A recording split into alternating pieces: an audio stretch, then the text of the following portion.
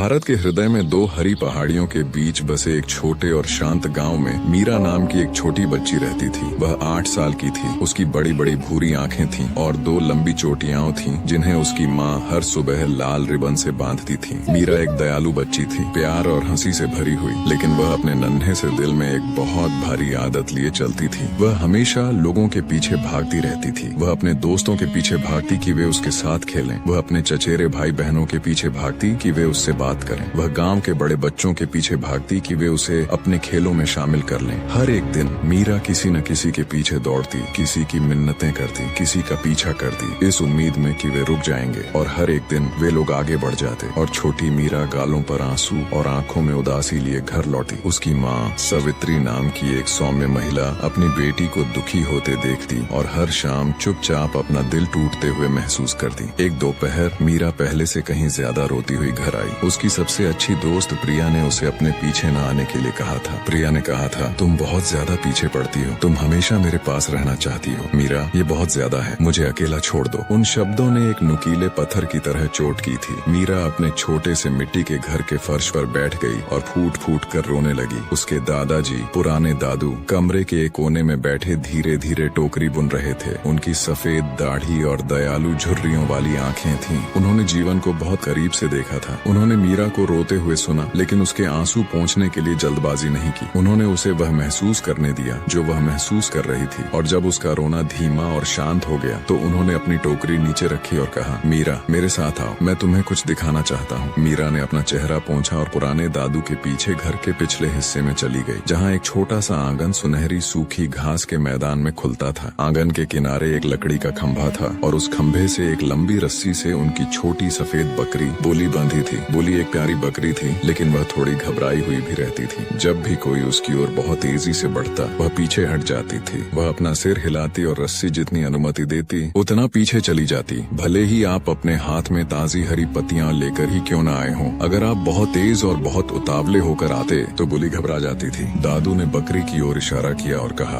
देखो। उन्होंने कुछ घास उठाई और अपना हाथ फैलाकर तेजी से बोली की ओर बढ़े। तुरंत बोली पीछे हट गई। उसने अपने कान हिलाए और अपना चेहरा दूसरी तरफ मोड़ लिया। दादू जितना आगे बढ़ते, बोली उतना ही पीछे खींचती। फिर दादू रुक गए, वह स्थिर खड़े हो गए। उन्होंने खंभे के पास एक समतल पत्थर पर घास रख दी और पीछे हट गए। वह थोड़ा दूसरी तरफ मुड़ गए और शांत हो गए। एक पल के लिए कुछ नहीं हुआ। फिर धीरे धीरे, बहुत धीरे धीरे नन्ही बोली ने अपनी गर्दन आगे बढ़ाई। उसने हवा सूंघी, उसने दादू को देखा, उसने एक छोटा कदम बढ़ाया, फिर दूसरा, और देखते ही देखते वह पत्थर तक पहुंच गई। घास खाई और धीरे से अपना चेहरा दादू के हाथ पर रगड़ने लगी। दादू मुस्कुराए और मीरा की ओर देखा। मीरा फटी आंखों से यह सब देख रही थी। क्या मैंने उसका पीछा किया? दादू ने धीरे से पूछा। नहीं, मीरा बुदबुदाई। क्या वह मेरे पास आई? हाँ, मीरा की आवाज बहुत धीमी थी। दादू धीरे धीरे अपनी पोती के पास वापस आए और घुटनों के बल बैठ गए ताकि उनकी आंखें उसके बराबर हों। उन्होंने उसके छोटे हाथों को अपने पुराने खुरदरे हाथों में लिया और कहा, मीरा, मेरी बच्ची, लोग बुली की तरह होते हैं। तुम जितना उनके पीछे भागोगी वे उतना ही दूर भागेंगे। तुम उनसे रुकने की जितनी मिन्नतें करोगी वे उतना ही जाना चाहेंगे। ऐसा इसलिए नहीं है कि तुम बुरी हो या इसलिए नहीं कि तुम में कोई कमी है। ये बस चीजों का स्वभाव है। जब आप किसी के पीछे बहुत जोर से भागते हैं तो उन्हें दबाव महसूस होता है। उन्हें लगता है कि उनके पास कोई विकल्प नहीं है और कोई भी वहाँ नहीं रहना चाहता जहाँ उसके पास कोई विकल्प न हो। मीरा ने बकरी को देखा जो अब दादू के पास शांति से खड़ी थी और उनकी आस्तीन को सहला रही थी। तो फिर मैं क्या करूँ दादू? उसने पूछा। अगर मैं उनके पीछे नहीं भागूंगी तो वे कैसे आएंगे? दादू एक पत्थर पर बैठ गए और उसे अपने पास खींच लिया। शाम का सूरज आसमान को नारंगी और गुलाबी कर रहा था। सूखी घास के बीच से एक गर्म हवा चल रही थी। तुम पत्थर पर रखी वह घास बनो, उन्होंने कहा। तुम कुछ ऐसा बनो जिसके पास आना सार्थक हो। खुद को बनाओ, खुद को विकसित करो, अपने जीवन को अच्छी चीजों से भरो। अपनी पढ़ाई, अपनी पेंटिंग, अपना छोटा बगीचा, सुबह की अपनी प्रार्थनाएं। तुम इतनी परिपूर्ण, इतनी उज्जवल और अपने आप में इतनी गहरी हो जाओ कि लोग दूर से ही तुम्हारी गर्माहट महसूस करें और खुद खींचे चले आए। इसलिए नहीं कि तुम उनसे विनती करती हो, बल्कि इसलिए कि वे आना चाहते हैं। मीरा उस रात पूरी तरह से यह बात नहीं समझ पाई, लेकिन वह इसे भूली भी नहीं। अगले दिन प्रिया को ढूंढने जाने के बजाय वह अपने आंगन में बैठ गई और एक छड़ी से मिट्टी में चित्र बनाने लगी। उसने एक नदी,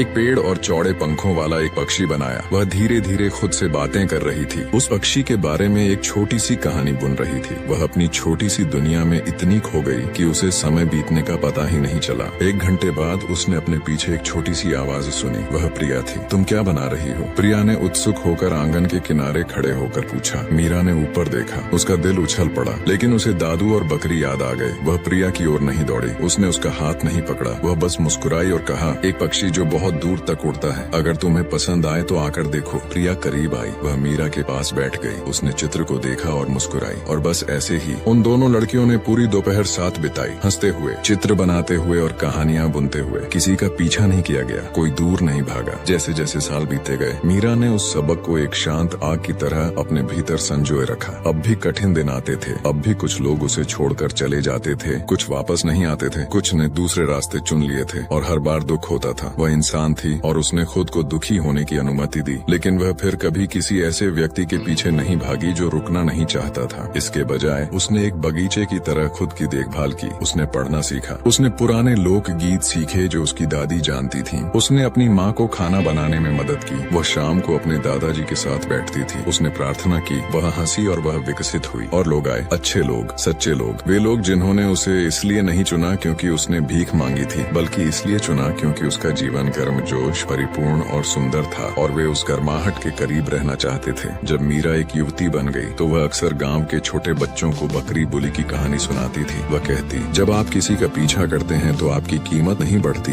बल्कि घट जाती है, लेकिन जब आप स्थिर खड़े होते हैं, जब आप अपने भीतर कुछ वास्तविक निर्माण करते हैं, तो सही लोग हमेशा आप तक पहुंचने का रास्ता खोज लेंगे। हर कोई नहीं, हर व्यक्ति नहीं, लेकिन वे लोग जो आपके लिए बने हैं, और वही मायने रखते हैं। जब मीरा 20 वर्ष की थी तब दादू का निधन हो गया। वह कई दिनों तक रोई, लेकिन अपने शो की आखिरी शाम वह पिछले आंगन में गई जहाँ बूढ़ी बुली अब भी लकड़ी के खंभे के पास खड़ी थी, जो अब उम्र के साथ धूसर, ग्रे और धीमी हो गई थी। मीरा ने समतल पत्थर पर कुछ हरी पत्तियां रखी, वह पीछे हट गई, वह स्थिर खड़ी हो गई। बुली आई और मीरा अपने आंसुओं के बीच मुस्कुरा दी, क्योंकि वह एक बार और हमेशा के लिए समझ गई थी कि एक व्यक्ति जो सबसे शक्तिशाली काम कर सकता है वह बस यही है, पीछा करना बंद करो, बनना शुरू करो, और विश्वास रखो कि जो वास्तव में तुम्हारा है वह हमेशा हमेशा तुम्हारे पास आएगा।